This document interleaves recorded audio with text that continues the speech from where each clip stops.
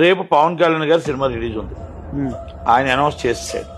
అది ఆపై ధైర్యం మీరు ముగ్గురికి ఉందా? ధైర్యం ఉందా? సవాల్ విసురుతున్నా. ఎస్, మేము పవన్ కళ్యాణ్ గారి సినిమా ఆపేస్తాం నేను ముగ్గురిని చెప్పమని అనౌన్స్ చేసి ఇవ్వలేదు. సరే, డైరెక్ట్ అనౌన్స్ చెప్తున్నా నేను. ఆ దమ్ము మీకు లేదు. వెనకాతల మిమ్మల్ని నమ్ముకొచ్చిన సర్వనాశనం అయిపోతుంది. ఫస్ట్ సినిమా అనౌన్స్ చేసిన వెంటనే ఫస్ట్ సంతకం పెట్టి దిల్ రాజే, సెకండ్ సంతకం సురేష్ బాబు, థర్డ్ సంతకం సునీల్ ఏస్కాన్. మీ ముగ్గురు ఒకటైపోతే మైత్రిని ఆపేస్తారా? సితారాని ఆపేస్తారా? సినిమాలు ఆపేయగలుగుతారా? షూటింగ్లు ఆపేయగలుగుతారా? డిస్ట్రిబ్యూషన్ ఆపేయగలుగుతారా? ఎందుకు మీ ముగ్గురు గూడిపోటాని?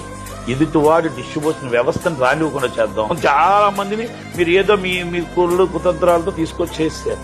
ఇప్పుడు అవ్వలేదు కదా. మైత్రి అనే సంస్థ మొత్తం టోటల్ గా బిగ్ షాట్ లో వచ్చింది.